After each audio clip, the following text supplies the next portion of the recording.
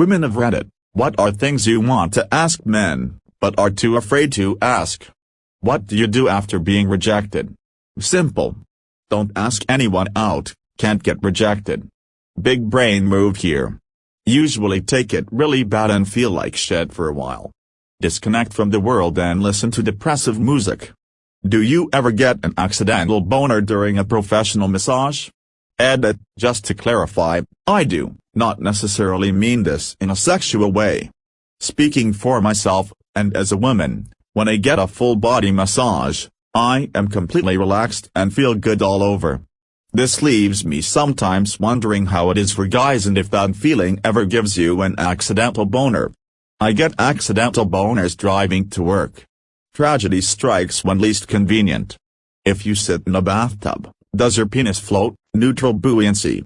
Does it bother you when you're asked to walk a girl to her car after dark? I hate asking my guy friends/male coworkers to do this, but I'm also terrified of walking through dark parking lots alone, and I don't want my girlfriends, female coworkers, to have to walk back alone after I get to my car. Parking garages are worse. We love that shit. 1. I feel trusted. 2. I feel useful. 3. Someone thinks I look intimidating enough to scare off a would-be attacker. This answer comes in 2 parts. Firstly, when I am asked to accompany a girl for the sake of safety, I honestly see it as a testament to the strength of our relationship that she can trust me and rely on me and feel safe in my presence. And secondly, it makes us feel like Jason fucking Bourne. We're scouting out the optimal routes, keeping keen surveillance, checking in with other operatives casing the perimeter, considering what would make a good impromptu weapon just in case. Every man on this earth has had a vision of a scenario in which they single-handedly dispatch a group of armed terrorists or evil ninjas in a dazzling display of hitherto non-existent skills in hand-to-hand combat, usually whilst serving the heroic goal of freeing would-be hostages, who are typically manifested as all our friends and family, that would then shower us with deserving praise and adoration upon their successful liberation. Shortly following this would perhaps be some form of noble sacrifice, and attestation to our dedication to justice, where we tell our protectee, run, go, get out of here. I'll hold them. I'm exaggerating, but there's truth here. It's something stupid about masculinity, but it suddenly makes us feel really important and powerful, gives us some noble purpose. When you run, does your penis bounce around? Depends on what pants I'm wearing. If they're loose, kind of. Otherwise no. For what this is worth, I don't run much. I do some cardio aerobics, though. Is it common for men to not talk about their feelings and thoughts? It's conditioned. Every single time I've shown my true feelings, it's been used against me later. Every single time. Professionally and personally. Being expressive just gives everyone ammunition to fire back at you. And they will use it eventually. This. Over and over this. I want to share my feelings.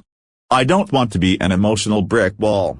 But every single time I do it, I'm either ignored, dismissed, or it's weaponized. It's almost like so many partners are just waiting to find our vulnerabilities so they can use them against us later. And we are emotionally vulnerable. Like. Truly. Why do you think we act tough? Because it's a freaking act. I've never once benefited from doing it. So instead I'm a mess of bottled up thoughts and feelings. I've lost count of how many times me sharing feelings gets used against me in a future fight. It's just easier to apologize and take the heat. Nobody cares what the guy is feeling. Yup. I remember I dated a woman who badgered me for months to open up, and when I finally did, she ran for the hills. In my opinion, women want men to share their feelings, but there's a limit. The only problem is I, and maybe other men, don't know the limit. To me, it's better to say nothing than to say too much. For real, for real. People say they want someone open, then you tell them a single thing that actually impacted you and they never want to hear about your past again. I think women were sold the whole High School Musical deal. They want us to cry a single cute tear and say my dad never wanted me to dance, but anything that actually fucked you up is off the table. I make it a point to try letting my friends tell me all their shit, because I know even in therapy you can't be as open as you can be with a true friend. It always feels good to let it out, and maybe one day there won't be anything bottled up to let out. Wild. Was out with my boys tonight and we happened to talk about depression. Two of the three of us got deep into suicide attempts and our struggles over the past couple of years, and our friend was mortified. Suddenly, he wanted to talk about anything else and as fast as possible. I completely understand we maybe put him in a weird spot, but he kept prodding us to let it out, and as soon as we did, he seemed to start feeling uncomfortable. Tough situation either way. Yeah, it's easy to say let it out and makes you feel like a good person, but if you're not actually prepared to hear real shit, real struggles, it's got to be jarring. Everyone wants to be the friend that can empathize and understand, but to be that person you've gotta be ready to hear the absolute worst humanity has to offer. It's not for everyone. How do I know if a guy is checking me out? If you approach him, right after you think you saw him checking you out, he will be very shy because he feels guilty and thinks that you think he is a creep. Correction, he will instantly go into cardiac arrest. Do you like when girls compliment you even if they have no romantic or sexual intentions, or do you only want compliments from girls who are interested in you? Edit. For context, I just want to make sure, since I sometimes feel like it can come off as creepy just giving out random people compliments. Second edit, this was also an excuse to find out who needs compliments so I can stalk your profile to find things to compliment you on. Last edit, sorry guys, I'm gonna have to hop off this thread cause I'm seriously overstimulated. Thank you for the replies. You all look amazing and I hope you have a great night. Yeah, absolutely. I get like one compliment every year as a guy. The small things can go a long way, like one of my friends said that he liked my outfit and that made my whole day. And I still ponder back on that and it makes me smile. Even if it's something incredibly small, it could be the difference between a meh day and a great day. In the 9th grade, I got told that I looked good in a long-sleeve shirt one time by a girl that I wasn't even attracted to. That shirt is in my closet over a decade later and is one of my most frequently worn shirts. Don't even like the shirt, but it's the only time anybody has ever complimented an article of clothing that I'm wearing. You are very correct that the small things go a long way. Haha. Personally, it doesn't matter, as long as compliments are platonic in nature. Complimenting my shirt, or you look dressed up today. Looking snappy, more than welcome. It gets weird when someone starts to add things like, boy, if I wasn't married. Or your girlfriend is so lucky to have a handsome guy like you or something. Yeah, I always compliment clothing and smiles when it comes to men. I typically hand out compliments to people, in general, but I just wanted to make sure I wasn't making anyone uncomfortable. You are a treasure. Men hold on to compliments like a hoarder holds on to garbage. In my awkward teenage phase, so many years ago, this girl in my class said it's a shame you're so ugly because you have the most beautiful eyes. That compliment has stuck with me ever since. Why do you say everything is fine as you slowly disengage and finally disappear? We're taught at a young age to be emotionless, and showing that vulnerability would be emasculating. Because you are just another ball I am having to keep in the IR, and I already have more than I can handle. Besides which, I never felt I could be comfortable with you, like I always had to perform an act. Do you actually think less of a girl if she sleeps with you on this first date? Or is that just something women tell each other? Not at all, but it will breed a question you'd have to make clear. Did you do it because you are that interested, attracted, or is sleeping with someone just casual to you? Though, how much someone cares about the answer varies. I think less of a girl if she treats me bad. If sex happens on the first date, doesn't change anything to me as long as she's an awesome chick. If she isn't sexually fulfilled, what's the best way to let you know her needs aren't being met? Something like, hey babe, I really like when you do something that gets you off. He should memorize it and it will be his only thing until you mention for him to do something else. Also, be sure to communicate in the bedroom. I second this. Focusing on what you want your partner to do over what you don't want them to do will go a long way. There are exceptions, of course, like if they're currently doing something that you absolutely do not like or something that causes you pain in general. It applies. Is it okay to make a move on a guy in the office even though we work in the same department? We're both 40-ish and single, and I think there's a vibe, but could be totally wrong. I can only speak for myself. I would appreciate it if you approached me with this.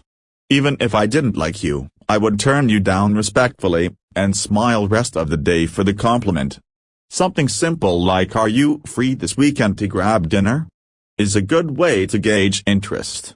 It's pretty direct and to the point. If you're dating an info, do you want to know right away, or might an extremely high sex drive scare you off? I wouldn't get scared off, but I would be concerned she reject me for not being able, or wanting, to keep up. I want to know pretty soon. It doesn't scare me off, it's just a big deal to have mismatched sex drives. I have tried to keep up with them, but it wasn't fun. Also, just because I have an erection doesn't mean I'm in the mood. 1. How many percentage of guys would you say will assume sex if they were invited girls into their house? 2. How many percentage of guys do you think will cheat in a relationship if another girl offered them sex? Sorry if the questions come out offensive, it's just a random topic I was talking to my guy friend about. It 100% depends on the guy, the girl, and the relationship. If you're thinking of this as a statistics exam, you've got the wrong impression. That said, a lot of girls genuinely do not understand the flirty vibes they can give off to guys.